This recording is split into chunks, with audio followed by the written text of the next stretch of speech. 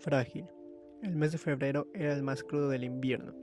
El viento soplaba con tanta violencia que resultaba difícil caminar por las calles.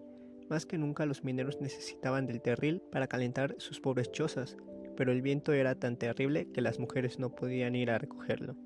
Día tras día, los niños tenían que quedarse en la cama para no morirse de frío, y apenas se había el carbón necesario para calentar un poco de comida. Los hombres salían del interior ardiente de la tierra y sin ninguna transición debían afrontar una temperatura de varios grados bajo cero y encaminarse a sus chozas en medio del viento glacial. Todos los días alguien moría de pulmonía y ese mes Vincent tuvo que celebrar gran cantidad de servicios fúnebres. Había dejado de enseñar a los niños a leer y pasaba sus días recogiendo carbón en las montañas de Terril para distribuirlo entre las chozas más necesitadas. Ya no necesitaba restregarse polvo de carbón en su rostro, ahora siempre lo tenía tan sucio como cualquiera de los hocicos negros. Un día después de varias horas de trabajo había logrado recoger casi media bolsa de combustible. Sus manos estaban amoratadas y lastimadas por las puntas filosas del hielo del suelo. Poco antes de las 4 decidió bajar al pueblo a fin de que al menos algunas de las mujeres pudiesen preparar un poco de café caliente para sus maridos. Cuando llegó al marqués, los mineros comenzaban a salir. Algunos lo reconocían y lo saludaban, pero la mayoría iban con las manos en los bolsillos, los hombros encogidos por el frío y la mirada fija en el suelo. El último en salir fue un viejecito que tosía tanto que casi no podía avanzar. Sus rodillas temblaban y a cada ráfaga de viento luchaba por no caer. Se había cubierto los hombros con una arpillera. Restos de alguna bolsa proveniente de un comercio de Westmes. Vincent notó que tenía algo escrito en las grandes letras. Miró con más detenimiento y logró descifrar la palabra frágil. Después de dejar su terril en diversas chozas, Vincent fue a la suya y extendió toda su ropa sobre la cama. Tenía 5 camisas, 3 juegos de ropa interior, 4 pares de medias, 2 pares de zapatos, 2 trajes y un capote de soldado. Dejó sobre la cama una camisa, un par de medias y un juego de ropa interior, y lo demás lo puso todo en la valija. Uno de los trajes lo regaló al hombre que tenía la arpillera que decía frágil. La ropa interior y las camisas las dejó para que hicieran ropa para los niños. Las medias las distribuyó entre los enfermos que estaban obligados a bajar a las minas a trabajar, y el capote lo entregó a una mujer embarazada cuyo marido había resultado muerto, víctima de un derrumbe pocos días antes, y que debía reemplazarle en el trabajo para poder mantener a sus 2 criaturas de corta edad. El salón donde Vincent solía hacer sus reuniones hacía tiempo que estaba cerrado, pues el joven no quería gastar terril allí, cuando en las chozas tanto lo necesitaban. Cuando iba a visitar a esa pobre gente siempre trataba de hacerles un pequeño sermón, pero pronto ni siquiera tuvo tiempo para eso, pues debía de ocuparse en cuidar a los enfermos, lavarlos, limpiarlos y prepararles bebidas calientes. Ahora ni siquiera llevaba su Biblia, pues nunca encontraba un momento para abrirla. La palabra de Dios era un lujo que los mineros no podían permitirse. Durante el mes de marzo el frío amainó algo, pero en cambio recrudeció la fiebre. Vincent gastó 40 francos de su sueldo de febrero en alimentos y remedios para los mineros, quedándose apenas con lo suficiente para no morir de hambre. Día a día adelgazaba más y estaba más nervioso, y no tardó en estar febricitante también. Sus ojos parecían 2 grandes carbones encendidos, y su característica cabeza maciza parecía encogerse cada vez más. El mayorcito de los hijos de Krug se enfermó de tifus. Solo había 2 camas en la choza, una para los 3 niños y la otra para los padres. Si las otras 2 criaturas permanecían en la misma cama que el enfermito, con seguridad se enfermarían también, y si se les hacía dormir en el suelo, morirían de neumonía. Por otra parte, si los padres dormían en el suelo, no podrían trabajar al día siguiente. Vincent no tardó mucho en comprender cuál era su deber. Krug dijo al minero cuando regresó de su trabajo: ¿quiere ayudarme un momento antes de sentarse a cenar? El pobre hombre estaba cansado y algo enfermo, pero siguió a Vincent sin preguntarle nada, arrastrando tras de sí su pierna enferma. Cuando llegaron a la choza del joven, este sacó una de las mantas de la cama y le dijo: ayúdeme a llevar esta cama para su hijo enfermo. Krug lo miró durante largo rato. Tenemos 3 hijos, dijo por fin, y si Dios así lo dispone, puede llevarse uno de ellos. Pero solo tenemos un señor Vincent para cuidarnos y no puedo permitir que se muera por nosotros. Y salió de la choza. Una vez solo, Vincent desarmó la cama y cargándola sobre sus hombros, la llevó a la choza de Krug y colocó en ella al niño enfermo. Más tarde, pasó por la casa de Dennis para pedirle si tendrían un poco de paja que le sirviese de lecho. Cuando la señora Dennis supo lo que había hecho, se quedó atónita. «Señor Vincent», exclamó, «su cuarto está aún desocupado. Venga a vivir con nosotros. Usted es muy buena, señora, pero no puedo». «Si es por el dinero, no se preocupe», dijo la buena mujer, Mi marido y yo nos ganamos bien la vida. Venga a vivir aquí como si fuese nuestro hermano. ¿Acaso no nos repite usted sin cesar que todos los hijos de Dios son hermanos? Vincent estaba helado y hambriento. Hacía varias semanas que se sentía calenturiento y débil por la falta de alimento y de sueño. El lecho que le ofrecían era mullido y tibio, y la señora de Dennis le daría de comer haciendo desaparecer aquella horrible sensación de la boca de su estómago. Además lo cuidaría y desaparecería aquella fiebre persistente y aquel frío intenso que le calaba hasta los huesos. Se estremeció y casi cayó sobre las rojas baldosas de la panadería, pero se contuvo a tiempo. Esta era la última prueba de Dios. Si fallaba ahora, todo el trabajo que había hecho hasta entonces resultaría inútil. Ahora que todo el pueblo soportaba los más duros padecimientos y privaciones, ¿podría él ser tan débil y cobarde como para aceptar la primera comodidad que se le ofrecía? Dios es testigo de su bondad, señora, dijo. Él la recompensará, pero usted no debe tratar de alejarme del camino de mi deber. Si no me consigue un poco de paja, tendré que dormir en el suelo. Pero no me traiga otra cosa, pues no podré aceptarla. Colocó la paja en un rincón de su choza, sobre el suelo húmedo, y se cubrió con la manta. No pudo dormir en toda la noche, y a la mañana siguiente amaneció con tos y sus ojos parecían aún más ardientes y hundidos que el día anterior. La fiebre había aumentado y casi no tenía conciencia de sus movimientos. No poseía un solo pedacito de terril, pues no quería privar de él a los mineros. Consiguió comer algunos bocados de pan duro y salió para comenzar su trabajo diario. El Egipto negro. Pasó el mes de marzo y en abril el tiempo mejoró algo. Desaparecieron los fríos vientos y el sol calentó un poco más. La fiebre decreció poco a poco y las mujeres pudieron volver a las pirámides negras en busca de terril. Empezaron a arder agradables focos en las chozas y los niños ya podían quedarse levantados durante el día. Vincent reabrió su salón y todo el pueblo acudió a su primer sermón. Una ligera sonrisa se reflejaba en el semblante melancólico de los mineros. De Krug, que se ocupaba de la estufa del salón, hablaba alegremente del calor del fuego. Han llegado tiempos mejores, dijo Vincent a sus feligreses. Dios os ha probado para conocer lo que valías, pero vuestros peores sufrimientos han pasado. El trigo madurará en los campos y el sol os calentará cuando os sentéis delante de vuestras casas después de un día de trabajo. Los niños correrán al bosque a recoger bayas y se sentirán felices. Elevad vuestra mirada hacia Dios, Él es misericordioso y justo. Os recompensará de vuestra fe. Agradecedle los tiempos mejores que se aproximan. Una vez que hubo terminado, todos los mineros comenzaron a charlar alegremente entre sí. El señor Vincent tiene razón, decían, y nuestros sufrimientos han terminado. El invierno ha partido y se aproximan tiempos mejores. Pocos días más tarde, Vincent se hallaba con un grupo de niños recogiendo terril, cuando de pronto vio a los mineros que salían de la mina. ¿Qué sucede?, dijo el joven extrañado. Aún no es hora de la salida. Debe de ser algún accidente, exclamó una de las muchachas más grandes. Cuando salen así fuera de esa hora es porque algo anda mal abajo. Descendieron rápidamente de la negra pirámide. Cuando llegaron abajo, todo el pueblo estaba reunido en la entrada de la mina. Es el Grisú, oyó que exclamaban. Han sido atrapados en la nueva galería. Jacques Bernie, que había tenido que guardar cama durante los fríos intensos, llegó corriendo. Estaba mucho más delgado y su pecho parecía aún más hundido que antes.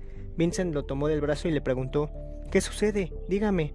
Es la beta de Krug. ¿Recuerda las luces azules? Estaba seguro que esto sucedería. ¿Y cuántos hay allí abajo? ¿No podemos llegar hasta ellos? Son 12 celdas con 5 hombres en cada una. ¿Y no podemos salvarlos? No sé. Bajaré inmediatamente con una cuadrilla de voluntarios. Déjeme acompañarlo. Quiero ayudar. No, necesito hombres prácticos. Corrió hacia el ascensor. Algunas mujeres eran presa de ataques de histerismo, mientras las demás miraban con grandes ojos asustados. Los capataces iban de un lado a otro organizando las cuadrillas de socorro. De pronto cesó todo el ruido. Del galpón donde se hallaba el ascensor apareció un pequeño grupo trayendo un bulto envuelto en una cobija. Pero el silencio duró poco y todos comenzaron a hablar a la vez y agitadamente. ¿Quién es? ¿Está muerto? ¿Quiénes quedaron abajo? Díganos la verdad. Mi marido estaba allí, mis hijos, mis 2 criaturas trabajaban en esa beta. El grupo se detuvo cerca de un carrito tirado por un caballo blanco, y que hacía las veces de ambulancia. Uno de los hombres dijo: han sido rescatados 3 de los acarreadores, pero están terriblemente quemados. ¿Quiénes son? Por el amor de Dios, díganos quiénes son. Abran la cobija, queremos ver. Mi hijo, mi hijita. El hombre desenvolvió el bulto y aparecieron los rostros de 2 niñas de unos 9 años y un varoncito de 10. Los 3 estaban inconscientes. Las familias de las criaturas se acercaron a ellos con gritos de desesperación y de alegría entremezclados. El carro comenzó a moverse seguido por una gran parte del pueblo y por Vincent. Continuaban los lamentos desgarradores de aquella pobre gente. El joven miraba la larga hilera de pirámides negras. No pudo dejar de exclamar: Egipto negro. Este es el Egipto negro con su pueblo esclavizado. ¡Oh Dios! ¿Cómo puedes permitir semejante cosa? Los niños estaban quemados casi hasta la muerte. Vincent entró en la primera choza donde habían depositado a uno de los moribundos. La madre se le retorcía las manos de angustia y fue Vincent quien desnudó a la criatura. ¡Aceite! ¡Traigan aceite! ¡Rápido!, ordenó. Por suerte, la mujer tenía un poco de aceite, que se apresuró a alcanzar. El joven lo aplicó sobre las terribles quemaduras. «Y ahora traiga algo para vendar», ordenó. Pero la mujer se le quedó mirando como si no entendiera. «¿Algo para vendarlas?», gritó Vincent exasperado. «¿O quiere que su criatura muera?». «No tengo ni un solo pedazo de trapo blanco», alcanzó a decir la mujer aterrorizada. La criatura comenzó a quejarse débilmente. Sin perder un segundo, Vincent se quitó el saco y luego la camisa y su ropa interior, y volviéndose a poner el saco, empezó a hacer tiras con su ropa blanca para vender a la pobre criatura de pies a cabeza. Luego tomó el aceite y las vendas que le sobraban, y corrió hacia donde estaba la otra niña, procediendo del mismo modo. Cuando llegó a la tercera criatura, no tenía más vendas. Era el varoncito de 10 años, y se estaba muriendo. Vincent se sacó los pantalones y empezó a cortar las vendas de sus calzoncillos de lana. Una vez que hubo terminado, se dirigió de nuevo hacia la mina. Desde lejos podía oírse el interrumpido lamento de las esposas y madres. Los mineros estaban reunidos a la entrada. Solo una cuadrilla podría bajar allá abajo por vez y esperaban su turno para bajar. Vincent preguntó al capataz: «¿Qué probabilidades de salvación hay?». «Ya deben de estar todos muertos. ¿No podemos llegar hasta ellos? Están enterrados bajo toneladas de piedra y necesitaremos semanas y tal vez meses para llegar hasta donde están». «Entonces, ¿están todos perdidos?». «Todos. Son 57 hombres y criaturas. Las cuadrillas se relevaban cada 36 horas. Las mujeres cuyos esposos o hijos estaban abajo no querían alejarse del lugar, aunque sabían que ya no había esperanza de salvación. Las otras mujeres les traían un poco de café caliente y de pan, pero éstas se negaban a probar bocado. A mitad de la noche trajeron a Jack Sperney envuelto en una manta. Había sufrido una fuerte hemorragia. Falleció al día siguiente. Después de 48 horas, Vincent persuadió a la señora de Krug a que volviera a su choza con sus hijos. Durante 12 días prosiguieron los trabajos voluntarios de salvación, y como nadie trabajaba en la extracción de carbón, no se pagaba jornal alguno. La señora de Ennis continuaba haciendo pan y distribuyéndolo a fiado, pero pronto se le terminó el capital y tuvo que suspender el reparto. Después del 12º día, la compañía no había contribuido en nada para el salvamento. Ordenó que este cesara y que los hombres volvieran al trabajo. Los habitantes del Petit Westmeath estaban al borde de la muerte por hambre, pero sus hombres, indignados, se rehusaron a reanudar el trabajo. Llegó el sueldo de abril de Vincent, fue a Westmeath y lo gastó íntegro en alimentos que distribuyó entre las familias. Tuvieron que comer durante 6 días, luego comenzaron a recoger en el bosque todo lo que se podía comer, incluso se alimentaron con ratas, lagartos, babosas, perros y gatos, hasta que no pudieron encontrar absolutamente nada más. Vincent escribió a Bruselas, pero no le llegó ayuda alguna. Los mineros abrumados miraban a los suyos morirse de hambre. Pidieron a Vincent que oficiara un servicio para las almas de los 57 desaparecidos, y así hizo en su pequeña choza, que se vio repleta de más de un centenar de personas. Hacía muchos días que el joven solo se alimentaba con un poco de café y estaba demasiado débil para tenerse en pie. Sus ojos parecían 2 carbones encendidos y sus mejillas hundidas estaban cubiertas de una espesa barba rojiza. A fin de reemplazar su ropa interior, se había envuelto el cuerpo en arpilla debajo de su traje. Una sola lámpara iluminaba la choza, y Vincent, recostado sobre la paja que le servía de lecho, comenzó a hablar. Cada una de sus palabras parecía llenar el ambiente silencioso. Los hocicos negros, flacos y debilitados por el hambre y la derrota, mantenían sus ojos fijos en él como si hubiese sido el mismo Dios. Se oyeron voces extrañas afuera, y un niño abrió la puerta diciendo: «El señor Vincent está aquí, señores». Vincent dejó de hablar y los 100 mineros volvieron sus cabezas hacia la puerta, donde acababan de aparecer 2 señores bien vestidos y en cuyo semblante se reflejaba el horror. «Sean ustedes bienvenidos, reverendos Young y Van den Brink», dijo Vincent sin ponerse de pie. «Estábamos oficiando un servicio para los 57 mineros que quedaron enterrados vivos en Marqués. ¿Desean ustedes dirigir una palabra de consuelo a esta pobre gente?». Tan horrorizados estaban los reverendos que no supieron qué contestar, y cuando empezaron a hablar, lo hicieron en francés, idioma que los mineros no entendían. «¡Es vergonzoso!», gritaba el reverendo de Young, golpeando su vientre prominente. «Pareciera que estamos en las selvas del África. Solo Dios sabe el daño que hizo este hombre, y los años que necesitaremos para traer de nuevo a esta gente al cristianismo. Este hombre está completamente loco. Siempre lo dije yo». Vincent estaba demasiado débil y enfermo para darse cuenta de lo que decían. Haga retirar a estos seres inmundos, ordenó de Jong. Pero no hemos terminado el servicio religioso, alegó el joven. No importa, que se retiren.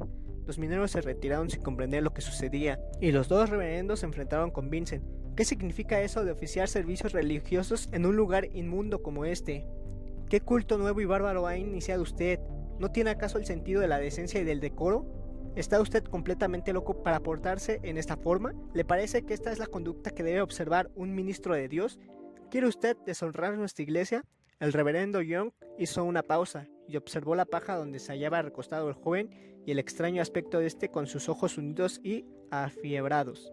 Es una verdadera suerte para la iglesia, señor Van Gogh, que su nombramiento sea solo provisional, y puede usted considerar ese nombramiento cancelado. No le permitiremos que siga sirviéndonos. Su conducta es incalificable y enviaremos a alguien que lo reemplace inmediatamente. Si no tuviéramos la caridad de creerlo completamente loco, diríamos que usted es el peor enemigo de la iglesia evangélica belga. Hubo un largo silencio. ¿Y bien, señor Van Gogh? ¿Qué dice en su defensa? El joven no pudo pronunciar una sola palabra. Creo que podemos irnos, hermano de Young, dijo el reverendo Van de Brink. Después de un momento, no podemos hacer nada aquí. Es un caso completamente perdido. Si no encontramos un buen hotel en Westmesh, deberemos llegar esta noche hasta Mons. El alejamiento de Dios. A la mañana siguiente, un grupo de los mineros más ancianos vino a ver a Vincent. Señor Vincent, le dijeron, desde que Jacques Bernie nos ha dejado, usted es el único hombre en quien podemos confiar. Aconséjenos lo que debemos hacer. No queremos morir de hambre, a menos que sea necesario. Vaya usted a hablar con la compañía, tal vez consiga algo. Y si después que usted los vea nos dice que volvamos al trabajo, así lo haremos. Haremos lo que nos ordene. Los despachos del Chabernet de Belgique tenían un aire lúgubre.